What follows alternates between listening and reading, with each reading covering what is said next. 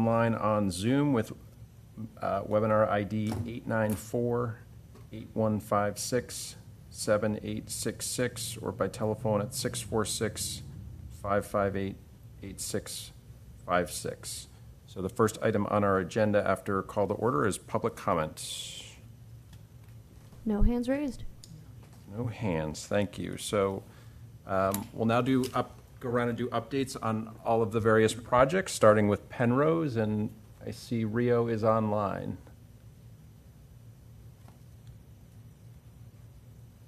There he is. He's got his mic off. There he is. Okay, is that Thanks, better? Rio. Yes. Great, perfect. Good afternoon, Trust Board. For those that don't know me, my name is Rio Sacchetti. I'm a senior developer at Penrose. I'm here to provide the board with an update on our Cape Cod 5 redevelopment into housing located on West Road.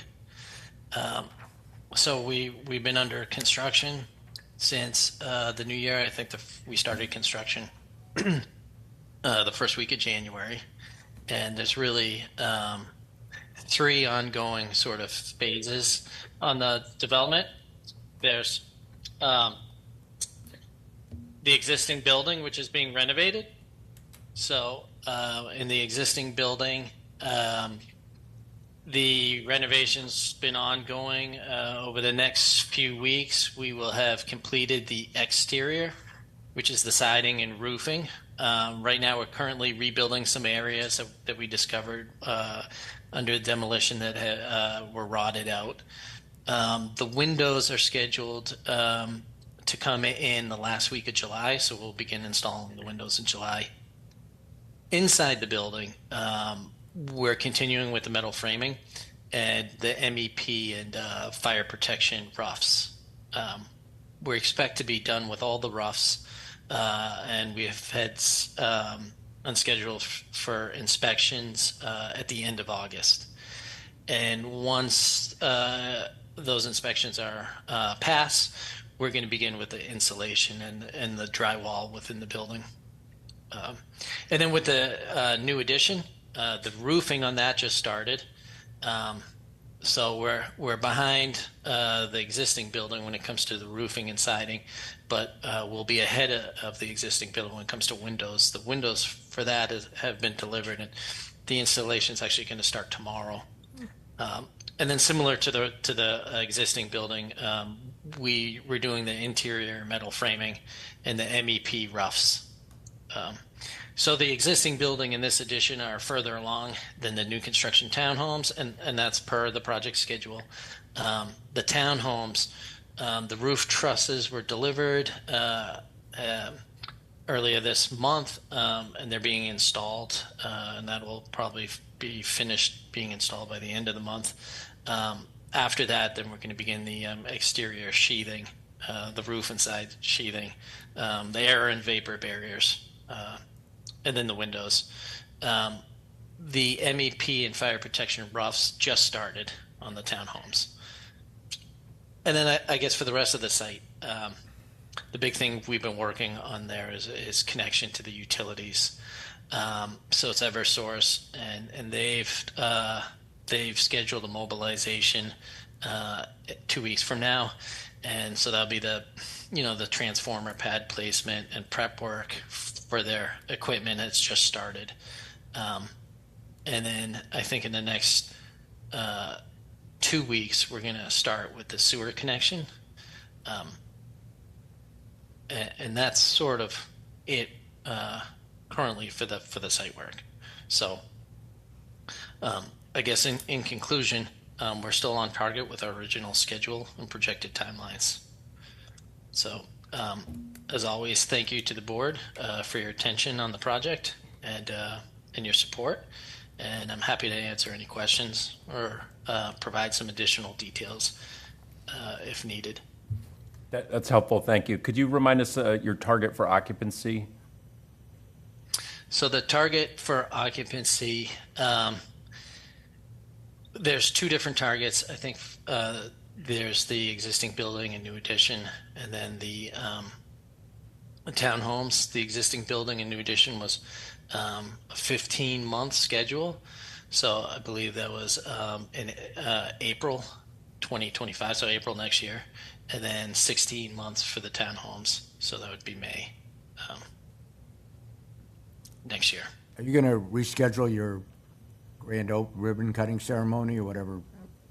Groundbreaking. Yes. Groundbreaking? Yeah, we are. Yes, that's the plan.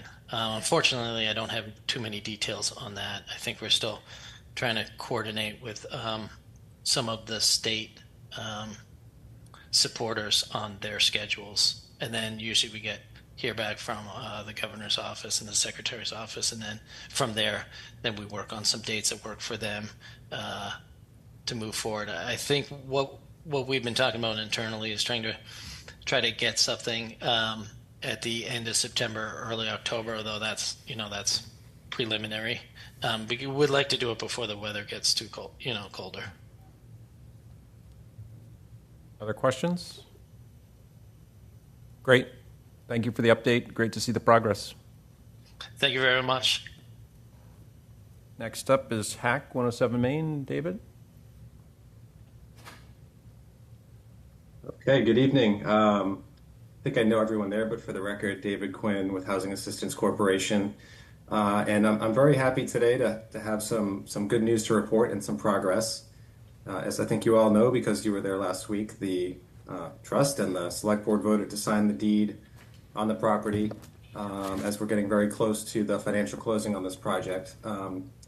So as of this morning, that's been handed over to Hack, and we've signed it, and it's right now en route to our attorney's office and should be recorded later this week.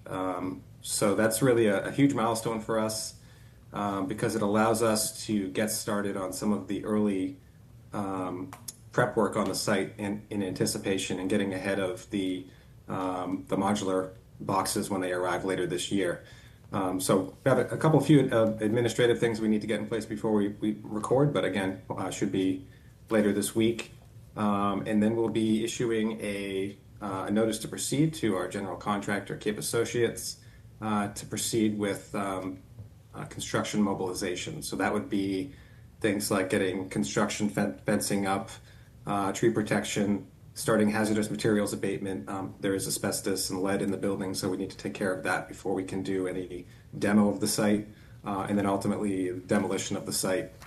We'll also be starting outreach to the neighbors later this week, talking with them, updating them on the project schedule, and then coming up with a system and a process for them to be kept in the loop as the schedule changes, and so they're aware of what's going on each week on the project.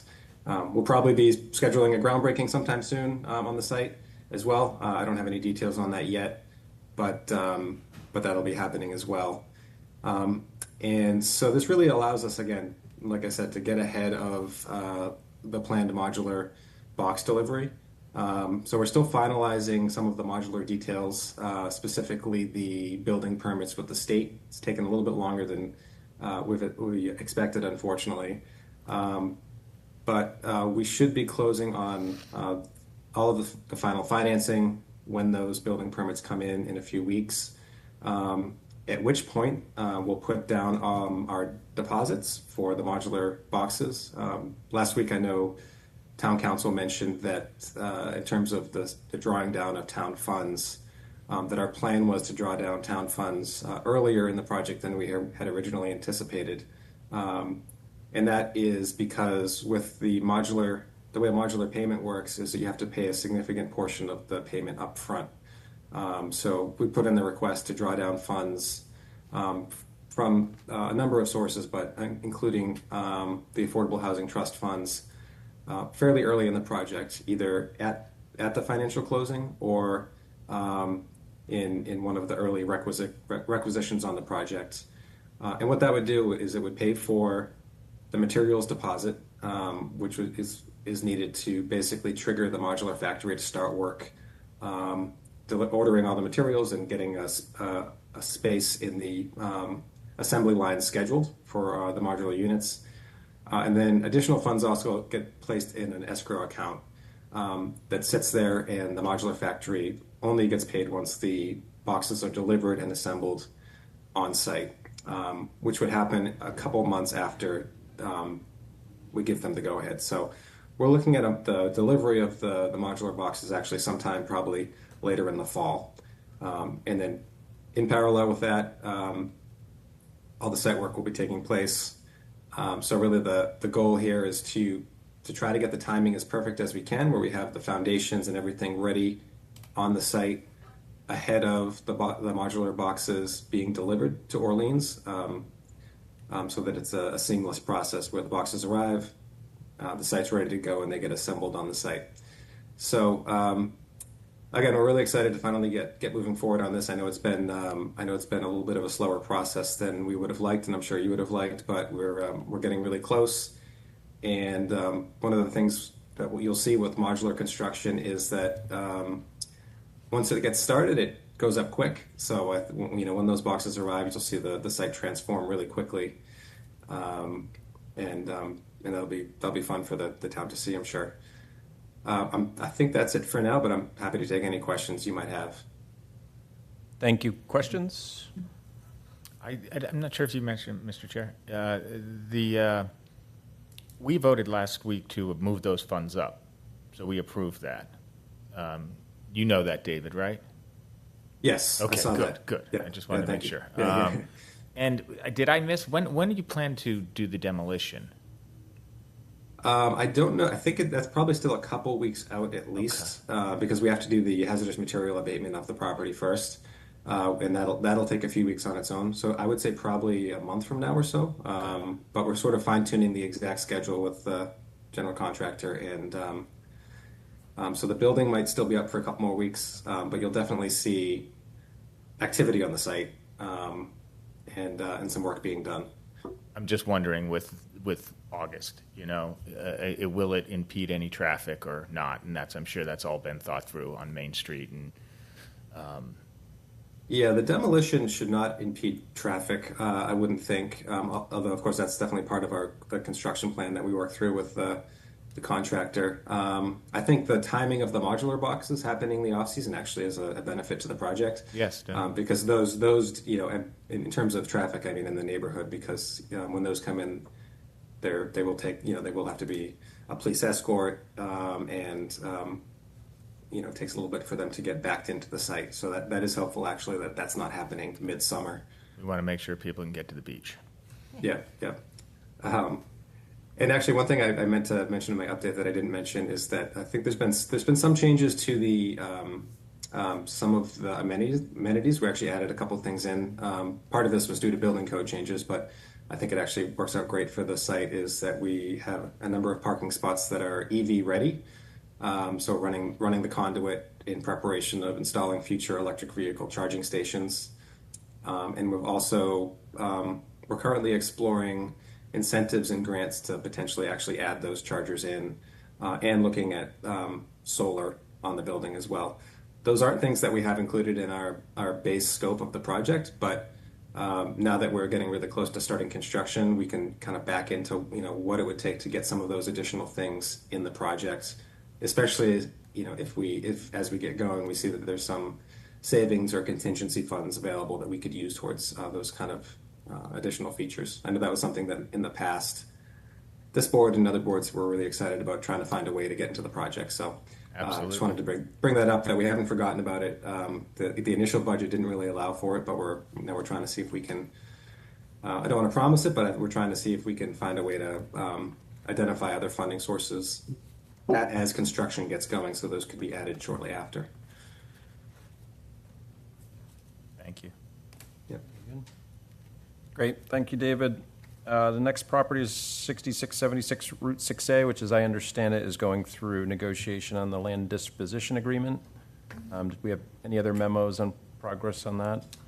Just that Mike's working with all parties, and it's back and forth between the legal parties and all the people involved. Great. Last up is 44 Main Street. The next step there, as I understand it, is a site survey, which we await and anticipate fairly soon. It's not ready yet. We discussed that in Mr. Chair at the Select Board, so. So I have a question on Governor Prince. Has the contract with the three nonprofits been signed? That's what's going in between the attorneys. Okay. And once that, does any part of that process, I'm kind of asking you as a select board member, have to go back to town meeting for approval? No. Funding? No. If we need additional funding, but no, not right now regarding the land. We already voted on that at town meeting in anticipation of whoever was awarded the contract. Once that agreement is finalized, I assume we'll have a joint meeting to see it before it's signed? Yes, should. We can- We didn't vote, we don't vote to give the land to a specific contractor. It was just voted on that it would be for affordable housing. Correct, but the amount of funds may be different than what we anticipated. So does that have to go back to town meeting or not?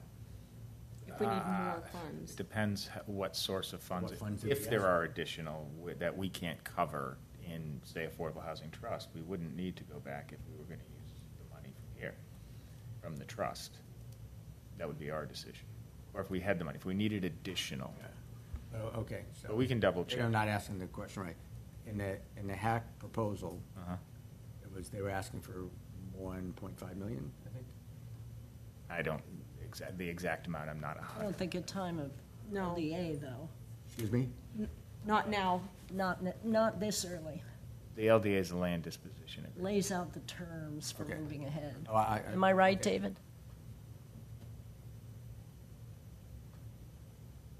Can you hear us, David? Yep, sorry, had to find the mute button. Yeah, so with the land disposition agreement, I'm not the expert on this, but just based on what we did with 107 Main Street, I mean, my understanding is that, right now it's going back and forth between town council and the development team. Before being finalized, I do think it would have to go to the select board or joint board of this, the trust and the select board to be endorsed. At least that's how it was with 107 Main Street. And then any additional funding that was requested of the CPC, for example, that would also be a separate process that would have to be gone through for the project as well. And that would have to go to town meeting. Right, CPC, select board, town meeting, exactly.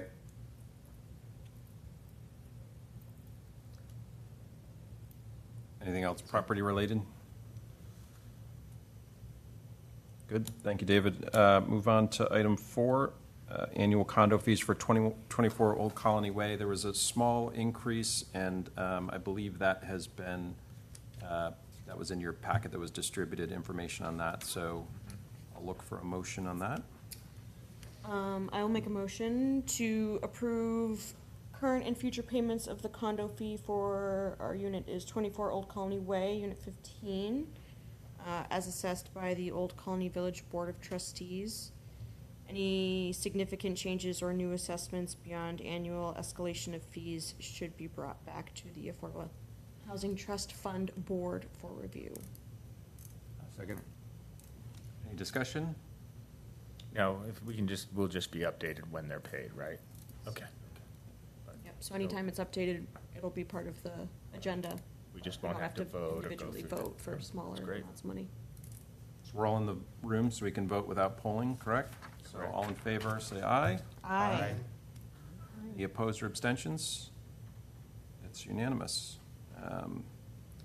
So the next item on our agenda is annual goal setting for this board, and a discussion of Project Champion. So the thought that I had, and I'm interested on other perspectives, is to have a champion for each of the major initiatives that we decide to take on, including each property.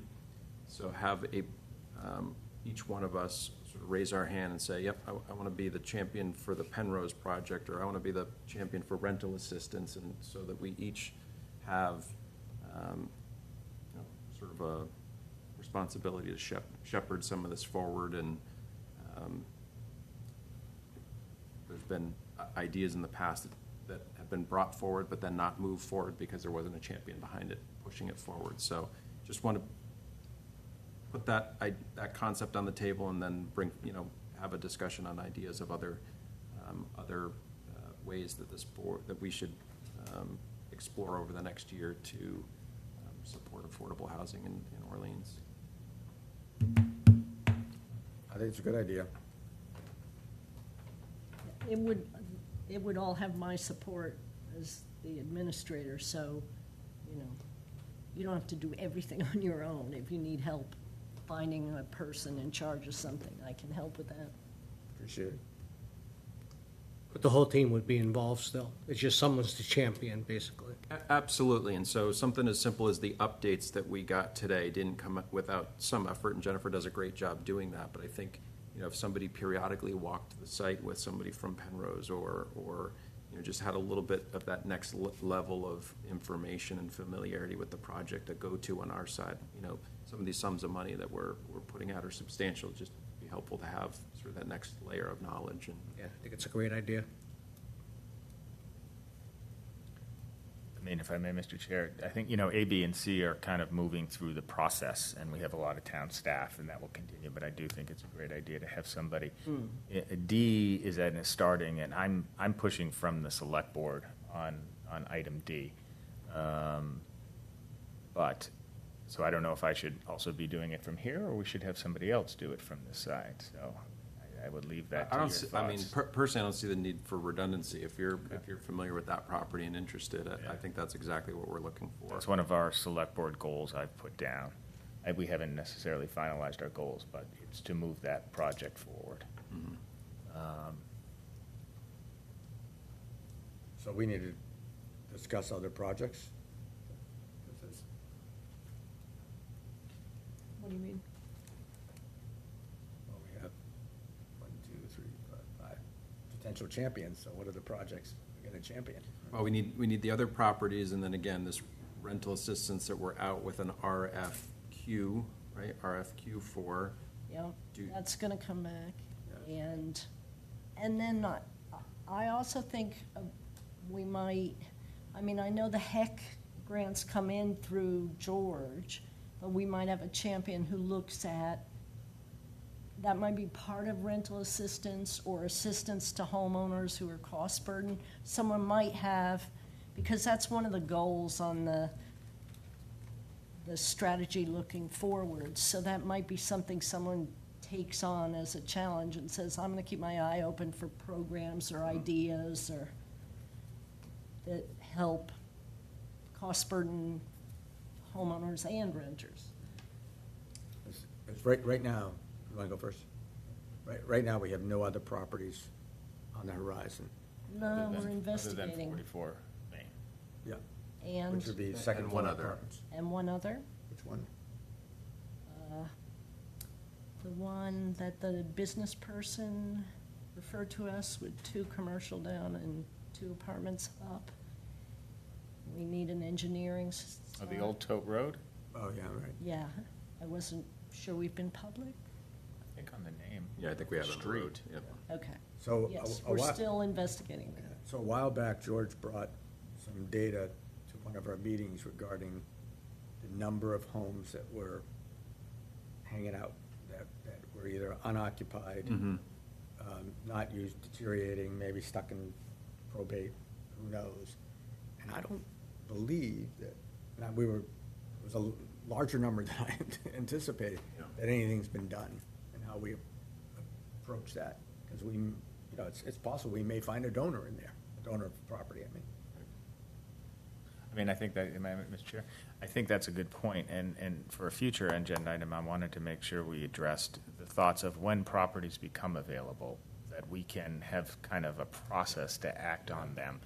And we need to do it also with the select board, because we don't move as fast as the private market. And unless the seller is very interested in helping the town out by delaying, it's gonna get snatched up and gone. And I'm not sure what the hiccups are with the property we own at 44, but we initiated a survey on March 19th, and it's now, and. we won't see it till the end of August because we Include won't bank. meet again. Yeah, how And can we get in line, get early phone call from bank repossessions. But we need some kind of mechanism to act on, or some kind of process if we feel it's the right thing for us as a board.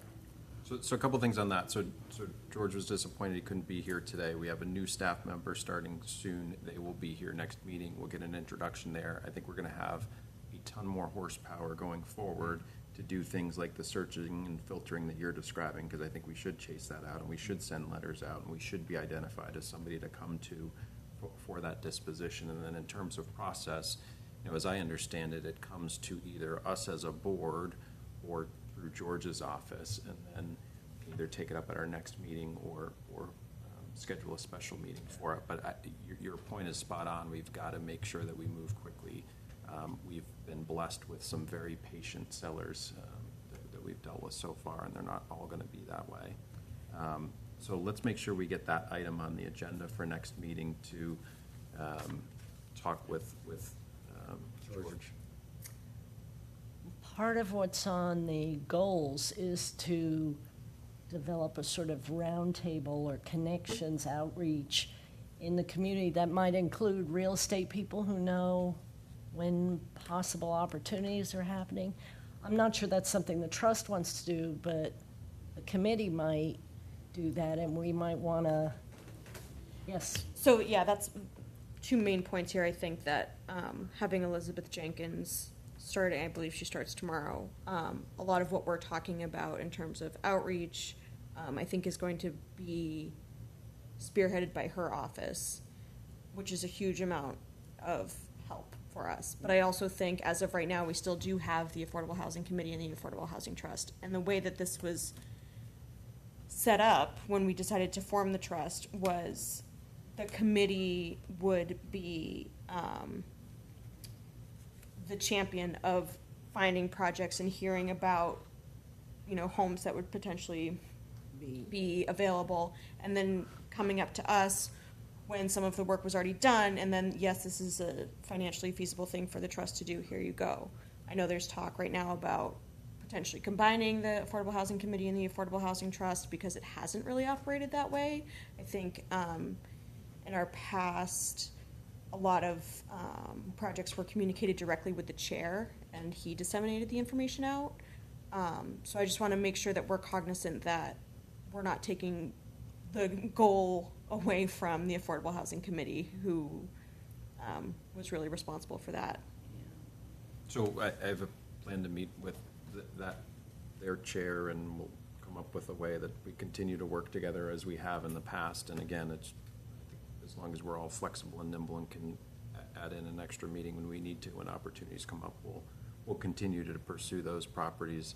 Underutilized properties where we more proactively go after them and not wait for them to come to us. I think that's a worthwhile communication to have staff send out. So we'll talk next meeting whether we have bandwidth to do that. In addition to outreach to realtors, which I think is a good idea, I also think that we should invite other developers to the table, or all developers to the table. I think there's going to be instances where those properties come to us and it doesn't make sense to be in the title chain, but to simply play matchmaker and understand who those players that might be interested in that coming forward, so that we can help shape what the outcome is on the use of those properties, i.e. housing, but not necessarily be in the title chain if that's not necessary. Is there an auction process here? I mean, there's not a lot of properties in Orleans that come available, but I know like in Western Mass where I was, it was a big deal. Banks would go through the auction process. I mean, after the bank got it, Yeah. after the bank repossessed it. Yeah, but sometimes they want to just go to an auction and get rid of it. So I don't know if That anybody's. does happen. Bill, I don't know if you want to comment on that. Yeah, I mean, it varies by bank. I know, I work for Cape Cod 5. We don't do a ton of foreclosures. We just don't, and, our process is really to advertise in the newspaper. And a lot of times they get rectified before it goes to auction. So we did have one case where there's a possible foreclosure earlier this year. I think Alan had seen it in the newspaper, and so we jumped on it, but then it was remedied before the auction. So if there are auctions, he did kind of reach out to me before, and I tracked down what I could to try to find, where the auction would be if it was held. So, I mean, that's something we could, try to get, a head start on proactively. Not to bring up Western Mass, but I was with a partner, and we made some pretty good money over 5 years of going to the auctions, and he did it, not me, but he would bid on properties, and we would flip them. So the price paid was nominal. I mean, it was really, some of these properties need a lot of work and a lot of cleanup, but something I think we should at least have on our, and if you're looking for a name, to get involved with something like that, I would gladly do it, because I did it for a long time, and I saw how profitable it was for, so. I mean, wouldn't it be nice for the banks to know that we're somebody that would be interested in, if a property was becoming available, before they just went to the street to say, hey, could we talk to Another the, person at our table of connections, yeah. right? Yeah, I mean, there are definitely, laws about open disclosure. Right. That could be affected, and, just have to be careful about, even as an employee of the bank, when I ask, I, kind of have to go through like the public channel when I ask. Yeah, no, sure, but it would be nice to know, just make sure we were well aware of there was an opportunity coming. Not that we should get, priority or privilege or anything, but just to know that you might have a party that'd be very interested in, I think the takeaway there is if you see something, please share it with the group. Don't assume that because you're seeing it, others have seen it. It's definitely helpful. Again, if you see an auction notice or, a property for sale or anything like that. again, I'm talking about Western Mass, but the auctions are big. I mean, there's a lot of them, and the property prices are really, because people don't want to deal with it. So just wanted to bring that up as an opportunity. Michael? Yes, I think we do need to have an in-depth discussion on what our philosophy is of, I mean, we're not here just to go out and buy properties, and who's going to manage those properties, We got to be careful here. That's not something we've done on individual units as a town. So that would be a real change. I mean, yes, buying a condo that is managed by buying a condo or doing a habitat house, but going out and buying all these auction houses and then renovating them and then being responsible for that is a whole nother process. And that's where I think it's great, as you guys have mentioned, that Elizabeth is coming in, and it'll definitely rest in that department, and we can discuss it then, because we already have a couple town-owned properties that, we should be, in my opinion, be acting on for housing and letting this committee sink their teeth into it and start working on it, instead of worrying about going and buying additional properties that we don't own, unless there's something that borders a property, or there's something that's a real good, a good opportunity for the town for some significant units. Buying off these one-off, one-bedroom, two-bedroom kind of houses, I don't know. We got to discuss if that's what we're going to be doing as a committee or trust. What are the town-owned properties you're referring to? We have 44 Main Street. We already own the property. We have Bay Ridge Lane, which is another property. We have Gavigan Cottages, which is another property the town owns. You want to ask George, we should get a list of the town-owned properties first and try to see if we can negotiate with developers. It does become difficult, and I'm not an expert on this, and Matt can probably give us more information, or, town council, but us being a middleman between deals, I just know in other times when there were transactions done in the town was supposed, arm's length, staying back from private transactions. It's not really what we do. But again, I think this needs to be discussed with Elizabeth once she's here, George, Mike Ford, and try and figure out I don't want us to spin our wheels when we already have properties that we should be really kind of putting our attention and focus on instead of looking for more. And what about the underground? What's going on there? Whenever I've asked people that work for the town, they go, well, it's kind of, they know where we are if they wanted to talk to them. Should we be more assertive with that owner? Because obviously, there's nothing coming out of the ground there. So far, there's no role for us. We're not funding it. I don't know where it is on the approval process. That's the challenge in these, it's private property. Right, but maybe we should We're in contact, but Yeah, you we can should only have a do so meeting with them much. and say there may be a way for us to work together, make sure some of them are affordable. Well, my understanding is the current plan it requires 40B approval and therefore has affordable units as a component. It has the inclusionary zoning, which will have to require, What, 1 in 10? yeah. Other ideas for other programs you want to see the trust board explore this year, Bill? So I was kind of, reading through the strategic report, and I like the, the deed restricted principles, and just, I'd like to look into that a little more, and I agree with you, not necessarily going out actively looking, but if opportunities come, like this old Tope property or something, I think it would be good to be prepared to know what the process is for, what we're going to do. Like you said, Michael, are we going to buy it? Do we put a deed restriction on it and sell it? Do we rent it? What's the process for that? What's the timeline for that? And even if we had like an idea of, okay, we're buying it at market value, what percent are we going to sell it? Below market value, that's essentially the difference that the trust, needs to come up with or have in its coffers to sustain a project like that long term.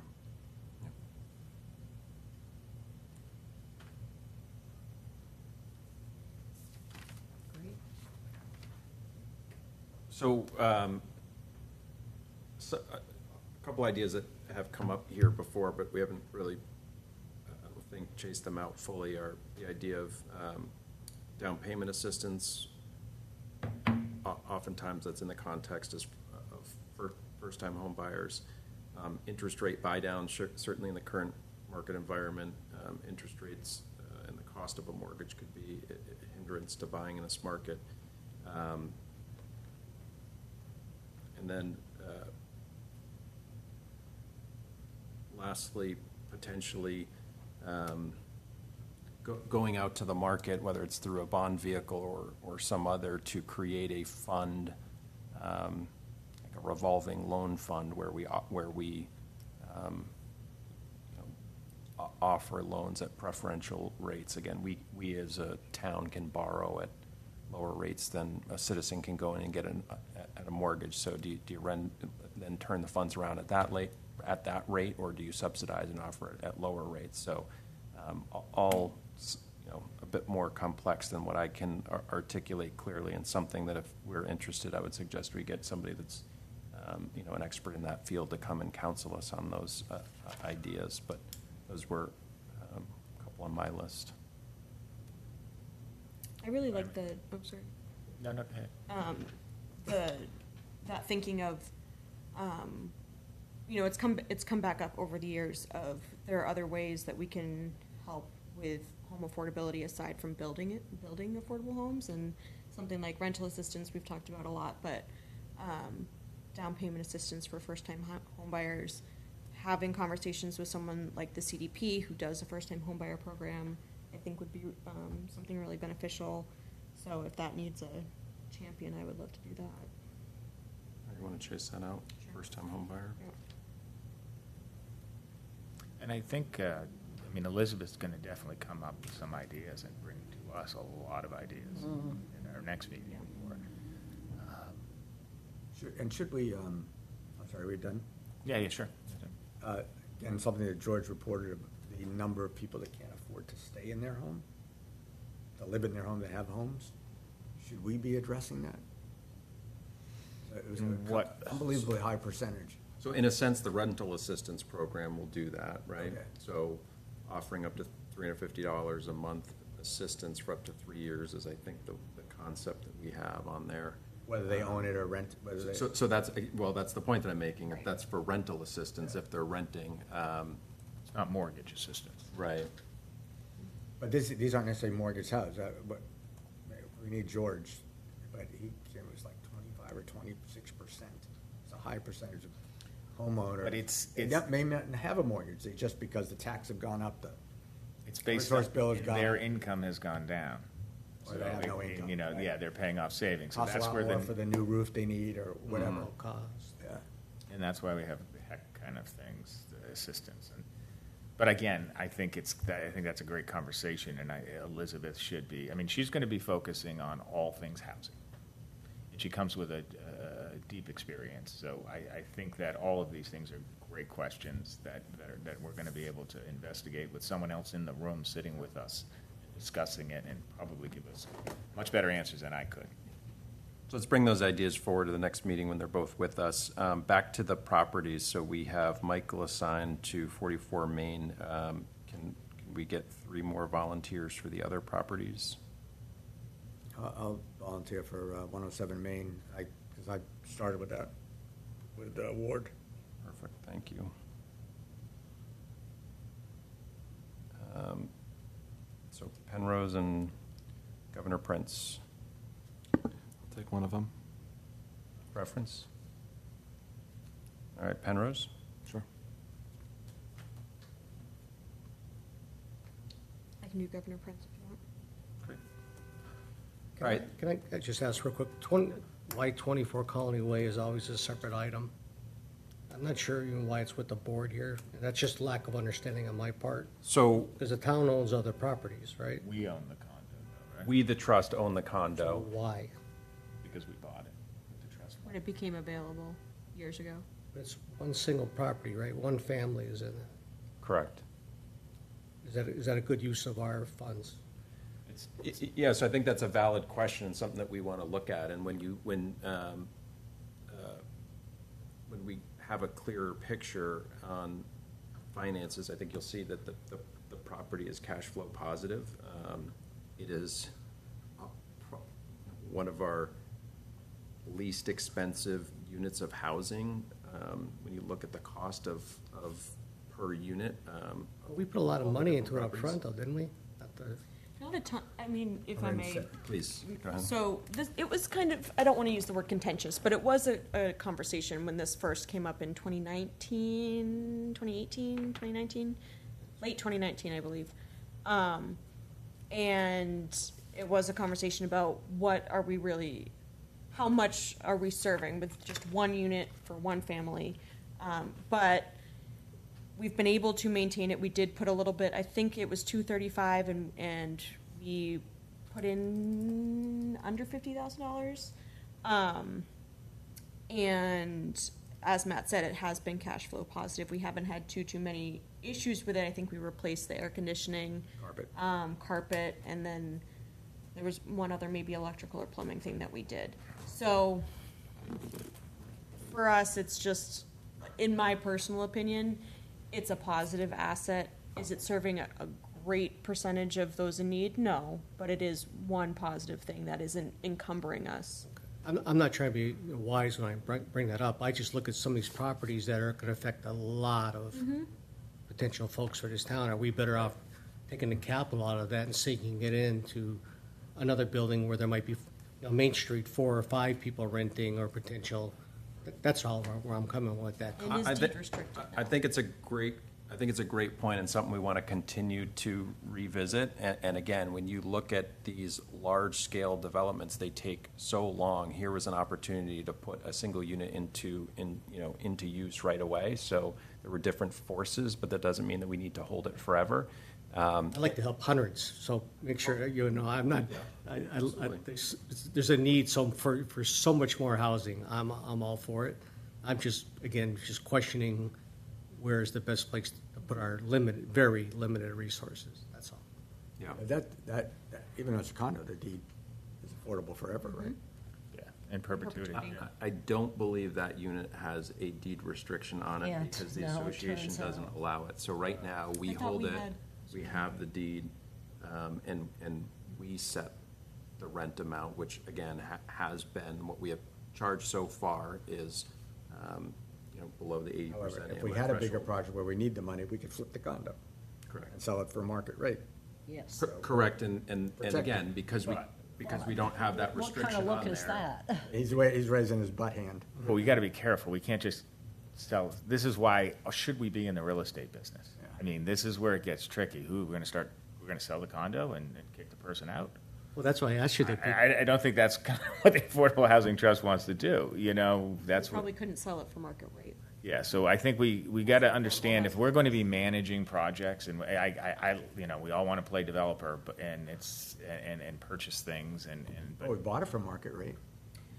we got to decide if that's going to be our best use of our time and the philosophy of what we're going to do, other than working on these big projects. But as Matt said, they work at a much different pace. But that's why we have these discussions. We got to talk. Yeah. right, Yeah. about this. And continue to confirm that we want to continue to hold it. So Same goes I for appreciate the question, and I think. the we should revisit it. $200,000+ we put in the Quonset house. Well, that's Habitat for Humanity. Oh, no, we bought the land and then put in more money. Right, no, we did, but that's a Habitat house. We don't. We don't own I it. know, but I'm saying, One echoing at a what Tom time. is saying, is we put a lot of money and effort to help a single family. Yes. And again, I think that's where I mentioned at the beginning, we got to decide what our philosophy is on, as Affordable Housing Trust going forward. Do we want to entertain these one-off, whether they're auctions, whether they're individual parcels for a one-bedroom, or do we do just deed restrictions on them? Or are we going to, somebody's got to manage these properties at the end of the day, and when things go wrong, and if you don't have a condo association, we don't have staff or the idea of going and maintaining properties, so. So the one unit we own is taken care of by the housing authority. If we choose to buy more properties, we need to keep that, the property management of that property in mind, the rent up, all of it. So all good subjects to continue to talk about. Is there anything else in terms of goal setting that we want to touch on today, or should we defer the rest to next meeting with? If I can just, I didn't volunteer for a property because I didn't know if 24 Colony Way was going to be one of them. Do you need someone for that, or is that one off the table? It's not an active project the way that the Okay. others are, but certainly, if you'd like to be, If someone wants help with something, just know I'll be glad to help them. We're gonna need a clerk soon. Yeah, I'm not your clerk, trust me. Yeah, well, everybody's got You to. don't want me for that. But if anybody, like Governor Prince, if you want help with that, as I know that's a biggie, just know I'll be glad to help you. So the next item on the agenda is the October town meeting, and as I understand it, we have until the end of August to finalize any Warrant requests that we article. have for the warrant. And so we're somewhat stuck in limbo insofar as the article that allows our board an expanded authority higher than 100%, serving those higher than 100% AMI has not been approved yet. So nothing we need to finalize today. We do have one more regularly scheduled meeting, and of course can add additional meetings if we so choose. But I thought it's worth a discussion today to get everybody's temperature on going back with an article similar to last town meeting. And Michael had the great suggestion of modifying it to add flexibility to serve, correct me if I'm paraphrasing this correctly, but to serve individuals from 0 to 200% AMI, so that we have both, so the funds would be flexible to include the range that we can support now, and if approved at the state level, the higher range as well. So thoughts on that? I mean, I think any funding requests we do in the future should be 0 to 200, and then this board decides where, based on the project. We don't want to limit ourselves either way to, these new projects that could come about with funding. So that would always be my suggestion. I like the flexibility. Other thoughts? Agreed. Yeah, I have to agree there. So we can firm that up next meeting. I think, when we originally sent that, I don't know how you describe when we signed on to the concept of that article, the 200% was a number that we chose based upon what other towns had done specifically. I think it was Nantucket and Provincetown at the time. And so I think. That's what our legislation is. Our home rule petition. Yeah, at the State House right now. Has a 200% cap, right? Yeah. So, Yes. so I think it's up to us to decide whether we want to shift our focus to that entire range, or carve out a subset within that range to focus on more narrowly once that's approved. And again, that isn't anything that we need to discuss today, and as it relates to this article, I think giving ourselves the greatest flexibility makes the most sense, so. Dare I say, we should probably confer with town council because we're the Affordable Trust Board. Can we actually ask for more than what our charge empowers us? I would imagine we'd have to qualify it, that again, it says Yeah. something like, Pending. conditioned upon, right. We should know by then. I mean, the session will be closed. So we're going to know whether it passed or not. We don't know whether the trust Correct. is going to address attainable housing or It's whether in- a separate entity that, If it gets approved by the state, then they're expanding our purview, because Right. to your point, I think what you're trying Oh, to say okay. is, we have a charge, if the charge necessarily isn't from our select board, like other advisory boards, we have a state charge. With a separate charter. Yeah, it's not like we came up with the charge of the Affordable Housing Trust. so our charge is going to change if the legislation passes. We're asking, basically, yeah, that's a home rule petition or special legislation. And what Matt is saying is, should we then have a subcharge in there? Are we gonna address 0 to 200, or are we gonna address? If they approve it, that's what we've asked for. We voted to ask We them. decided to stay as one trust. Right, but we have limited resources, so we're gonna have to, we can divide it up and give everybody $5,000, or, Ooh, I'm confused. if we're gonna go from 0 to 200% with the amount of funding we currently get annually. We can't with the funding we have only goes up to 100%. Any new funding, if we stipulate it can go up to 200, we can use it anywhere along 0 to 200 as we choose. Any new funding coming from where? Anywhere, whether it's CPC, whether it's town meeting, it has to come from an outside source, it has to be new money, and it has to be explained to the people voting for it that it is up to 200%. Everything they've given us so far and what's in our bank account for the Affordable Housing Trust, we told them, or they know, it went up to 100% for CPC and 80%. So, from a practical standpoint, we have XYZ, X project, new project, it's a 15-unit apartment building. We could use these funds for 0 to 80, and we could use these funds from 80 to 150, and these funds up to 200. As soon We as- could have a mixed-unit apartment building. Right, quickly it's going to wash itself out, and then all the funds will be able to be used from 0 to 200 if that's what we decide. But if if you want to do, most of them is going to be mixed units and apartments at some aspect. And even if you just stick with inclusionary zoning, we're going to have to build affordable housing no matter whether we like it or not. So we're going to, I think it's the right path. We just need to kind of wait, unfortunately, until, and again, if we don't have it pass the state and they do not authorize to go, let us go up to 200, we can always pull this from the warrant. You know what I mean? We just need to decide, we'll know by September 1st. I think it'd be important to put the request out there to Yes. continue to request and hopefully receive funds regardless of what's happening with our Annually. cap, so to speak, right? So unfortunate that it didn't pass last meeting, but again, I'm hearing unanimous consent that we need to bring something forward next meeting. Let's see where the legislature goes. Question, in the spring, we were kind of grouping related articles together. Are there other housing-related articles that the select board has talked about, or any other CPC or anything? I haven't heard about anything, but. The only thing is the 44 Main Street, I keep pushing that if we Right. do need any funding additionally for design or whatever it is for design, we would probably ask for that, and that would have to come as a recommendation both from the select board or from the Affordable Housing Trust, or however, it's be a group project between us two. So but- just, this and 44 Main are the only ones on the purview at the moment.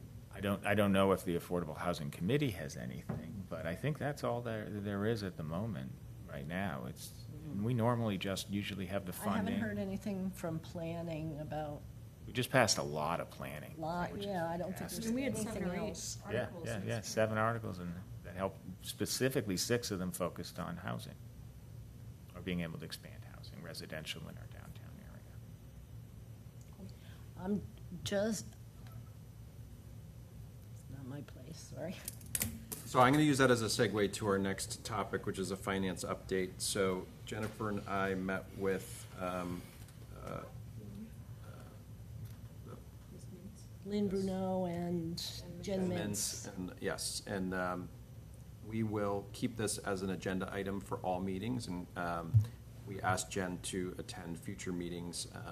So after some cleanup that we identified, we will then have sort of a simple financial report that we will review at next meeting and every meeting there forward. So as it was just alluded to, right now, we are sitting on a corpus of funds available, some of which are capped at 80% of AMI, some of which are capped at 100% AMI, and then we have a third account that's empty at this point for a higher limit should it be approved. So the funds will continue to be segregated in that way. Again, we're sitting on a balance of funds with one major commitment that was discussed earlier to the 107 Main project, the rest being unencumbered, and what we hope to have for the board next meeting and there forward is just a one-page dashboard of where those balances sit, what we've spent previously on each of the properties, and as we did many months ago, continue to see a report at each meeting. So that's the plan going forward, and I've invited Lynn to future meetings and Jen Mintz as well. Jennifer, anything on that I missed that you want to add? No. Any questions on finance? I have a question. Go ahead. Did we at one point have a $2 million line of credit? Yes. Do we still have that? It's my understanding that's still active. Okay. Just curious. I've asked that in the past, and I was told it was still active, but we should be checking. I'll confirm that. We should be checking on that, yeah. Want me to do it? Hmm? I can confirm it too. Do you mind? Sure. Yeah.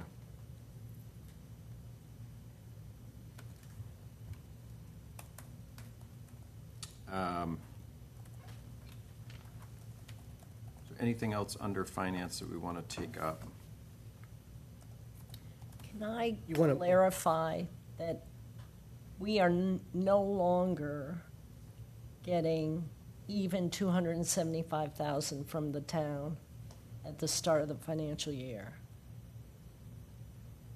The Affordable Housing Trust Board, we're not getting a routine, because that failed at the last town meeting. So we're not getting anything for Oh. 80% or, Yes, we're getting the CPC funding. we're still That getting, passed. Yes, 400,000 and 95 for the rental assistance, that passed. What It was a separate article, the other article was the. affordable 400,000 is from CPC. housing. It comes to us. Right? It comes to the Affordable Housing Trust. Yes, but the Affordable Housing Trust used to get money from the town. We used to get a little bit of both. Yeah. And we So- increased that to 500, which we got last time with the 225. Yes. And we merged the articles, so that was going to be 500. They were, it didn't pass. No. And so we're going to, the idea is put that on for the fall. Right. That's what we're discussing right now. But we did get the CPC funding that passed, Yeah. which basically was 495,000 with earmarked 95 for rental assistance program, whatever comes about, So we did get, in a No, lot I of know people's what minds, we CPC were did. asking for $1 million, we got half of it. Yeah. And we're going to take the next, the idea was to move the next to fall, so, in a shorthand way. Explaining. Bill, did you have a question? No. No, I was just going to say, we might want to, I think the financing update's a great idea. We might want to have people like that come in, be at the early part of the agenda, so they don't have to stay through an hour and a half meeting, just a small comment. But I think it's great to get that every single meeting, so thanks for doing that. No, that's a good point about early in the agenda, so maybe what we'll do again is go through the updates from the projects, and then we'll do finance right after, so we're not showing our projects how flush we are with. Was there anything else that we need to do about ongoing routine costs at this time? I think we covered the Old Colony dues. Oh, yes.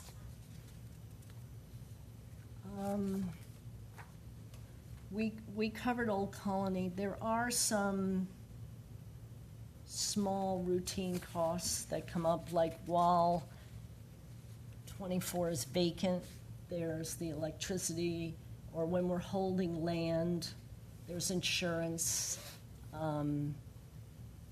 there's water, like, you know, for the Governor Prince site. We have things like that that we have to consider covering, and so George suggested that we make a blanket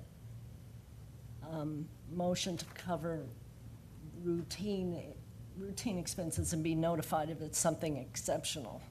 And it could be to 5,000 or 10,000. Or if it goes up more than the cost of living or something.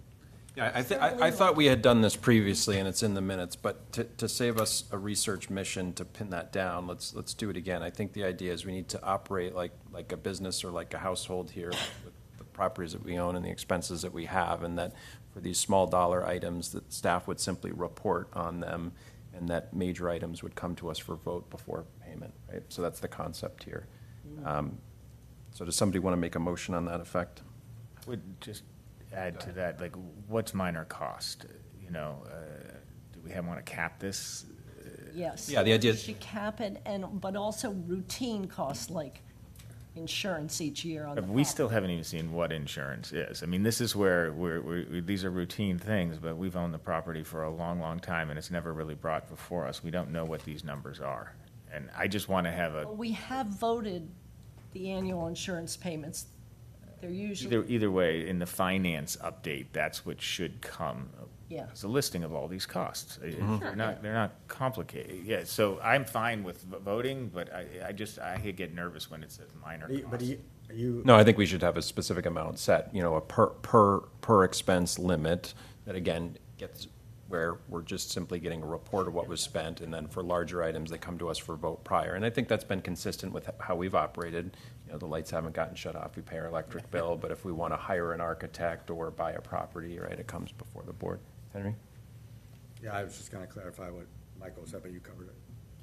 So I think George recommended a $10,000 cap. Do we feel comfortable with that, or do we want to lower it? Any expense we'll know about it. It's just we're not taking individual votes for each one, I think is the point. I'll gladly get involved with this if you're looking for a volunteer for something. I just feel like it's one-off. It's one-off at the meetings. We have a finance person. You have George. I think somehow this should all be brought together. Maybe I'm out of line here, but I just feel like it seems like it comes out of left field to me sometimes. Just my impression. I'm newer here on the board, but we just approve it all when it comes. But to me, it should be. Does anybody scrutinize it? I guess I'm saying.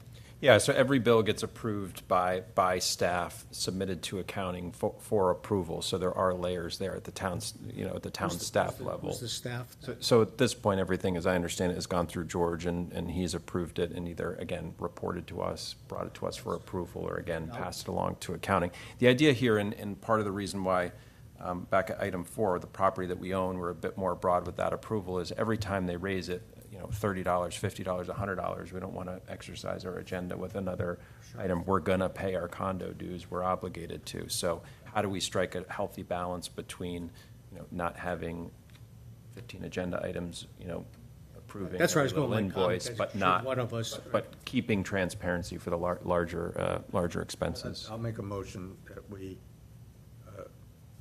allow or approve that staff, with George oversight,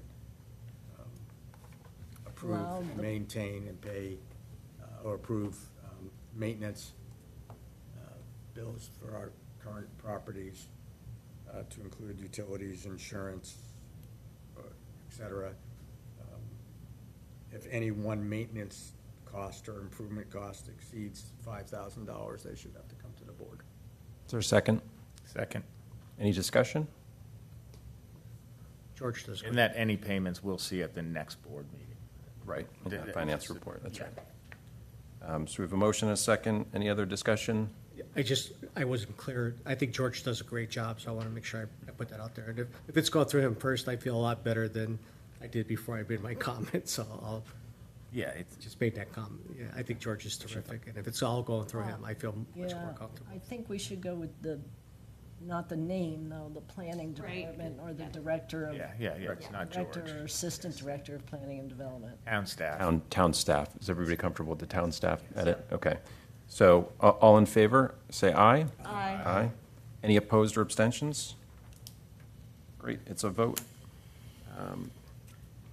Next up on the agenda is a discussion of rental levels and how the trust serves residents of Orleans. So we touched upon this a little bit earlier, but there were two documents that I want to be sure that everybody saw and were circulated. There's one document that Michael shared and Jennifer circulated that has household income levels for Barnstable County for 2024. In the top left corner, it says 1. Has everybody seen that document? So again, I think there was some confusion in, and it may have only been my own, so I'll own that, but there was some confusion about the AMI limit shared previously, which again, as we can see in this document, based on household sizes, the range for 80% and 100%. The second document, and I'm not sure if it was circulated or not, was Yes, I did. Does anyone need a photocopy now? I can make a copy for you. rent limits corresponding to each. You need both? No, just one if you're going, or else I have it here. So it's rent limits based on household size and percent of area median income. So Michael's got it in front of him. It's got yellow stripes on it. It was a spreadsheet. So again, each column heading, it's 50% AMI, 80% AMI, 100, 120, 150, 200, and then the different lines are one-person household, two-person household, 3, 4, 5, and 6. So that matrix gives you a good range of income levels and the corresponding rent limits, first that we can serve now, first 3 columns, 50, 80, and 100%, and also 3 higher limits that potentially will be able to be addressed if the legislation passes. I think the rental, thank you. So, I don't need this one, thank you. I have this one, thanks. So from what little research I've done, it appears to me that 120% column, and you think about the size apartment or house that corresponds to each household size, that 120% column is the closest level that's in alignment with what I would call market rate for around here. Market rate rentals, just privately owned apartments and houses that are rented. The rents that they are able to achieve are generally in line with that level. And so I thought it would be helpful to see these rents, help us in the discussion of, are we going to attempt to help those all the way up to 200% or some subset within, and then if there's additional data that we'd like on, on market rents, let's identify what that is and ask staff or a consultant to procure that data for us so that we can, again, start to determine who we want to serve and how we want to serve those individuals. And this is only for rental, not for home ownership / mortgage? So for home ownership, these would be your income limits instead of a rent amount, right? That's going to be what you can afford for. Principal and interest? Yeah. So if we're trying to focus on families, we're talking about really 3-person household income, right? And higher. And higher, 4 people, 5 people. I mean, I would think there's not, it's hard to see. I mean, there's less children being born worldwide, and even in Massachusetts, we're at a lower birth rate. And There are some 6-person households in this town. There are, I can attest to that. There are, but I'm just thinking in this assistance, in this range is what I'm thinking. I mean, we got to kind of narrow this down. I mean, Right. 3 or 4 person is kind of what we're generally looking in. Is that a 2-bedroom or a 3-bedroom? Is that, and how does this play a role for us? What do you Is mean? what I'm trying to understand. What do you mean narrow it down? Well, I mean, one thing I like about the governor Prince, and I think I've said in the project, is it covers multiple different levels all the way up to, say, 120%. They're addressing, and it depends. Are we looking at this as one-off buys? Is it just information? Because we're not really renting anything to anybody. I thought it was just information. This is just presented as information, and again, so if you think about our rental assistance program, the way that it's written now, so we're gonna help households with incomes up to 100% of area median income, so if you. That's all we're allowed to do. when we wrote that. That's right, so if you're a couple with 2 children and you make more than $126,000, $127,000, we can't help you. You've earned your way out of our ability to help you. So if the legislation changes, that cap raises, right? Correct, so like, we're at 126 based on what we're saying, if you're a 4-person. Yeah, we can only have, yeah. And For so, rental assistance. For the rental, right. yeah, for that rental assistance program we're working on, right? So this is the types of families that we'll be able to help. Correct. Yeah, I found this really helpful. Thank you for putting it together. And are we finding 2 bedrooms, is what you're saying, are around the $3,000 range, 3,500? Is that what we're, I mean, that's what I'm seeing on this chart, anywhere between 3 to 3.5 average. That's right, Orleans rate, I have no idea. There aren't a lot of them. Yeah. Right. So if the market's able to produce those units, do we need to subsidize rents higher than that? Or are we simply, can we concentrate whatever dollars become available for over 100% AMI? Can we concentrate that on a narrower range? I don't know the answer to that, but I think this is one data point to consider, and there are many others. I think it's really interesting to tie this to this, and then also to what the current rates are out there for. Right. For a part, it'd be nice to have another section of where 2 bedrooms are, or 3 bedrooms, or 4 bedrooms. Yeah, it's funny because, when you list something, you list it for a price regardless of, how many people you're, you don't say, oh, you can't do that. You can't list a property as a landlord and say, oh, well, I'm charging more because there's more people living here.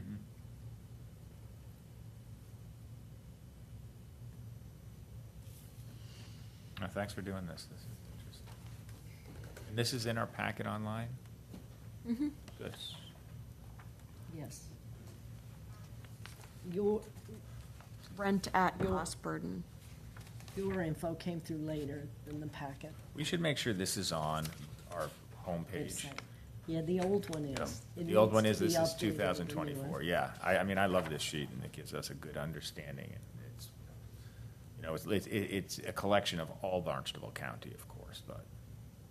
It'd be helpful to have the old ones remain on there if we can simply add to it. Just, again, I know that a quick Google search, you can probably find the old ones, but tracking how that changes, again, historically, my recollection is that costs outpace income, or median income increases, right? So the cost of housing is rising faster than the wages that support it, right? So the problem is becoming more acute.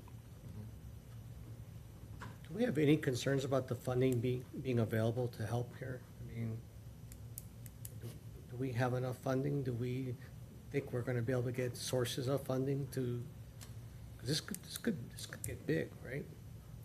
I think when you look at our goal, right, so our goal is a substantial number of units of housing, right? And when you look at what we have had to subsidize each unit that has been created, and we talked about some numbers earlier, up over 200 for a unit. I think the lowest has been in the $50,000 to $100,000 per unit range, so do the math. We need a ton more funding.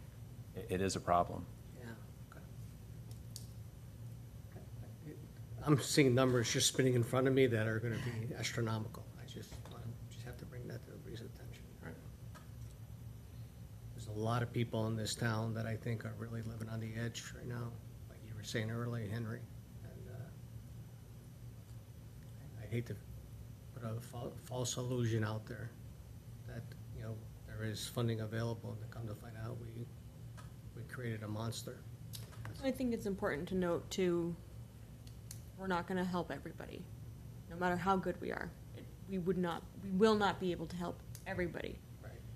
But also, talking about being concerned about funding, after that last town meeting, I am concerned. That was the first time in for 12 years that any type of affordable housing money was not granted. So I think our responsibility on the Affordable Housing Trust and the Affordable Housing Committee and anybody else who's involved in different housing organizations, planning department, LCOC, you know, whatever, we need to be ready to defend what we're asking for and make sure that people know that this is a real need. So let's look at it a different way. If you take the total amount of money we've spent and divide it by the number of units occupied or in the process of being built, I'm going to say that we've got a lot for our money. Mm-hmm. Now, I know we didn't pay for everything, but we're one of the facilitators. Right. You take the 60-some at Cape Cod 5, you take the 14 at 107, you take the, 60, 70, 80 to be at Governor Prince, and 77. here and there, right? I think it's more going forward, Henry. I think we all agree that the work that's been done has been fabulous, right? But if we're gonna try subsidizing folks who need rental assistance or housing assistance, and I know, I think we have to put together, how much do we think we're gonna need? What's the, Right. right?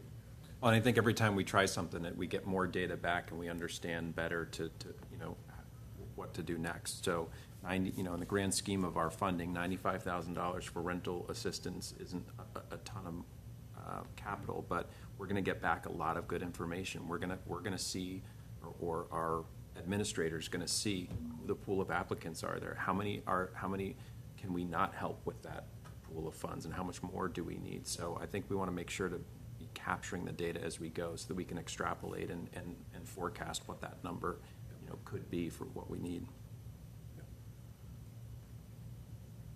So that's gonna pay for 272 months at $350 a month. That's the maximum subsidy, right? Yeah, so I think when you subtract administrative costs and whatnot, I mean, it's all laid out in the RFQ, and I did bring a copy. It would help with me, 22 but- families if they needed subsidy for a year. Well, it's, And they the all don't idea need is up Yeah, but we're to not- 3 years. The idea is up to 3 years, and again, And they all don't need hopefully you're getting, 350. helping somebody towards self-sufficiency, because as part of this, there's coaching and mentoring for, you know, case management, but budgeting. And they all, what I was gonna plug in, and they all may not need 350. Right, right. And their families, not individuals. I did say families. Okay. And most of the towns were started off in single digits when we reviewed these. So it's gonna take a little while to get it up and ramped up and then make the awareness known.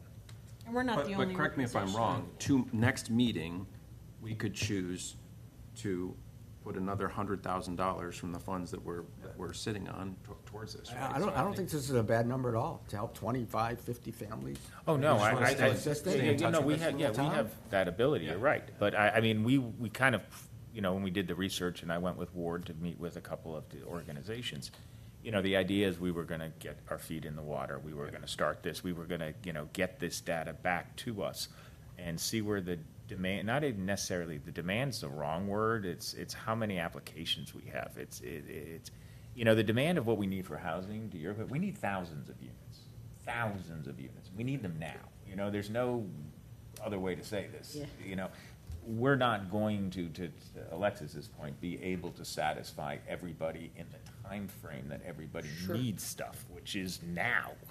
You know, we can look at different studies and different this, and some studies are, you know, we needed in 2017 we said it's close to, in our housing survey, close to 800 units. And I think Matt, as I've been saying, the problem's only got more acute. You know, I mean, there's no way, we need a lot. I just think we need a process for the demand. Let's just say it's way more than we even imagine it's gonna come in. It is. How are we going to, the first 40 that apply, get it? Oh, you mean demand of rental assistance? Yes. I was saying it. I was more on the rental. It was- So to a certain degree, we hand over control of that to the administrator. And just like these other grant recipients report back to us, so will this administrator. And if they say we're overrun with applicants, and then we can make informed decisions on how we decide to add funding to that. But the 350 came from them. That's what I they think said. it's also important, we're not the only ones doing this. There are a handful of other other towns. the towns, but also other organizations Right. that are fighting this fight as well. And I love it again. I'm all 1,000% for it. I'm concerned that, are we gonna be overwhelmed, and do we have a process in place that, holy cow, we let a lot of people down, and, No. you know, We're going to help a lot of that's people. where I'm just concerned, that's all. We're one of the towns that does not have a rental assistance program, where the 6 other lower and outer Cape towns already do. And So I'm- we're playing catch up. I'm all for it. Again, I just don't want it to be the first 30 or 20 that apply are in, right? I think we need to really just make sure we have the process laid out, that's all. Maybe I'm being picky there, but I think this is wonderful work by everybody that's gone to this point. So I'm not challenging it at all. Sure, I'm concerned that we might be overburdened by the request, that's all. no doubt. All right, future meeting dates. We are on July 24th with the Select Board. So That far. confirmed. So far. What do we need for future meeting dates for the rental assistance program? No, that's a topic of discussion. Okay, I think we covered We that. might talk about when the RFQ comes back. And how to fund housing for those earning over 100% AMI, I think we've covered that earlier. Wait on the bill, on the home rule petition. Obviously, we're gonna have to come back to the Warren article. Correct, yeah, that'll carry forward in the next agenda. So discussion and possible vote regarding clerk. Or acting clerk? Let's start with a clerk before we go to acting clerk. Is there any volunteers to be our clerk?